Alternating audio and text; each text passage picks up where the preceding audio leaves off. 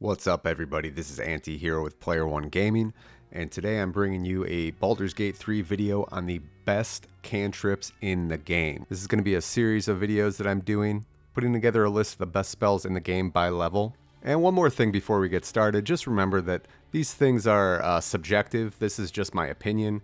If you feel that I left a certain cantrip out that you think should be on the list, feel free to leave it in the comments below and tell me why you think that that particular cantrip should be on this list.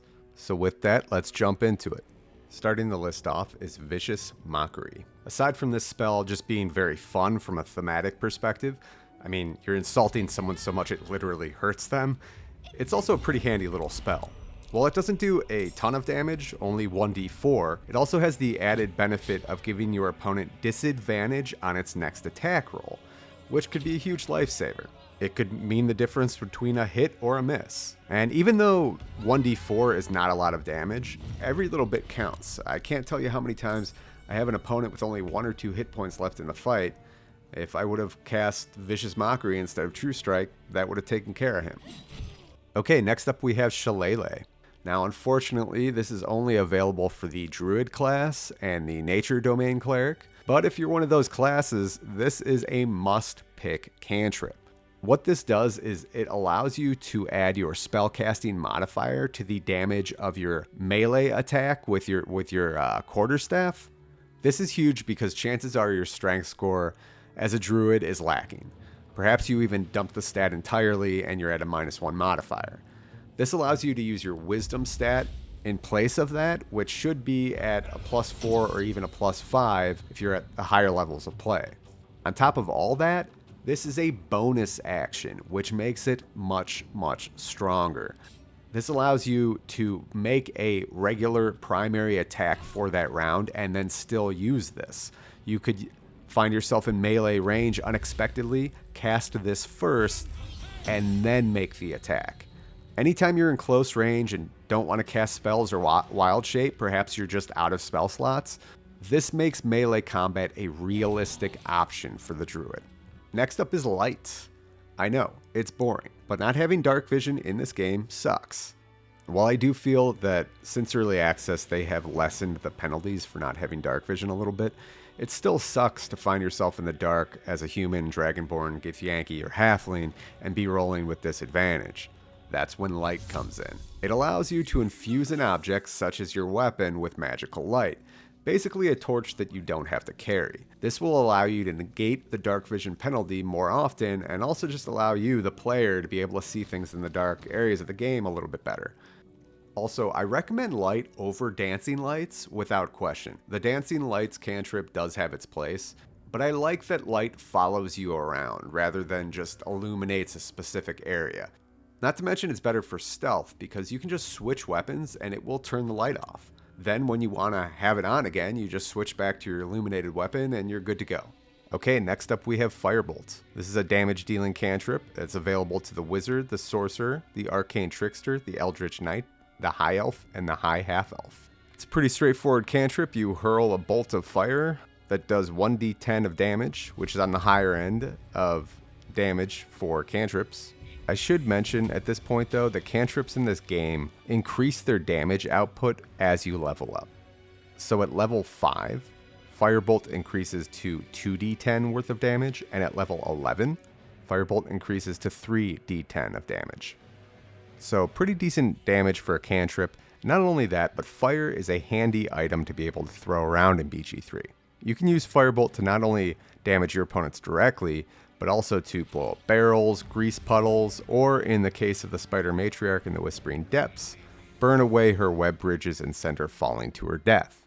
Alright, right behind Firebolt we have Ray of Frost, another damage dealing cantrip. I honestly feel like these are pretty neck and neck, and it just depends on the situation that you find yourself in. Technically it does do a little less base damage than Firebolt, starting off at 1d8 of damage. However, it also has the added benefit of slowing your target down by 3 meters, which can be very useful.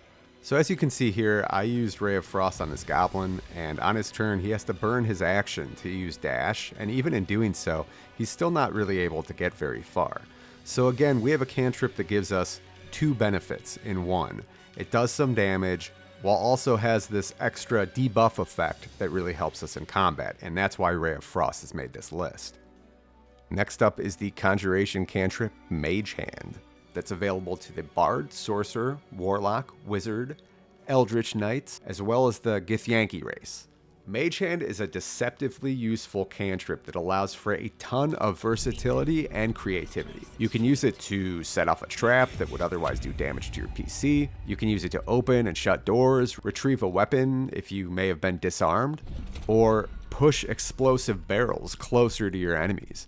And I'm sure there's much more if you really want to get creative with it. While you won't use Mage Hand nearly as often as some of the other cantrips on this list, the times that you do use it will be well worth it and very satisfying. Alright, we got just 2 more to go over, and next is Guidance, which is hands down, in my opinion, the best non-damage dealing cantrip in the game.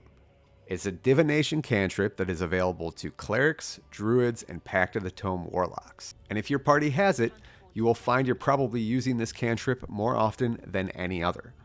What it does is it gives you a plus 1d4 bonus on any ability check you make. It is essential for social interactions, as well as picking locks, disarming traps, and more.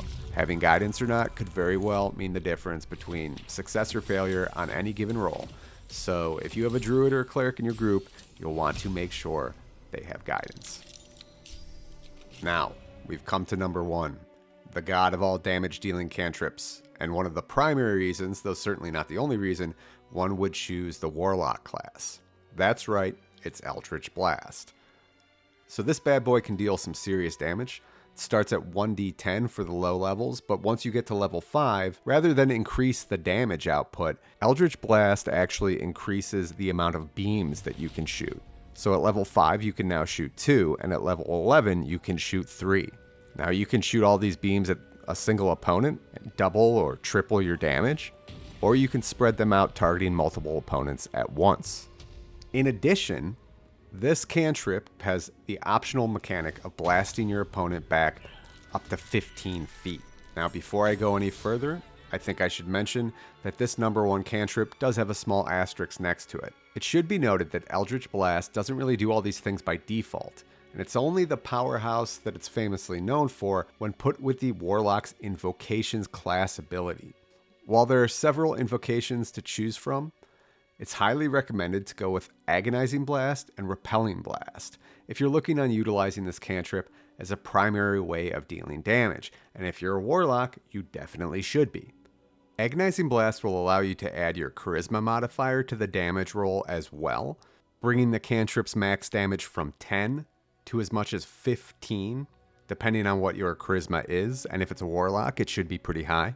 And Repelling Blast is what's going to give you that ability to push your target back up to 15 feet, which is a crazy good ability in BG3, as there's no shortage of high ledges to push your opponents off of. For any other classes outside of Warlock looking to pick up this cantrip, you can do so as an Eldritch Knight, using the Bard's Magical Secrets ability, or with the Warlock Adept feat.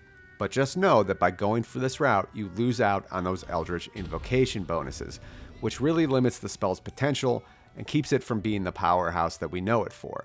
Without those invocations, Eldritch Blast would be much lower on this list.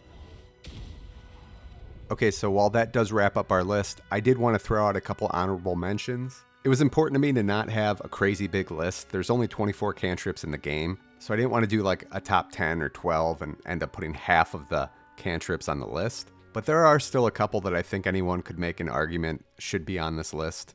So we'll just do a quick overview of these honorable mentions. So the first one's Thorn Whip, which is available to druids, nature domain clerics, and Pact of the Tome warlocks.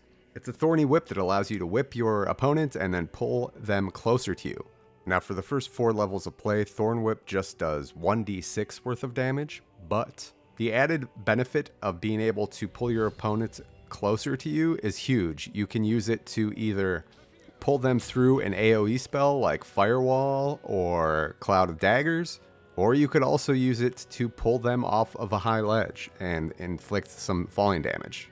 So that added benefit really puts Thorn Whip into the best cantrips conversation. And if you're a druid, I recommend taking this in Shillelagh pretty much 100% of the time.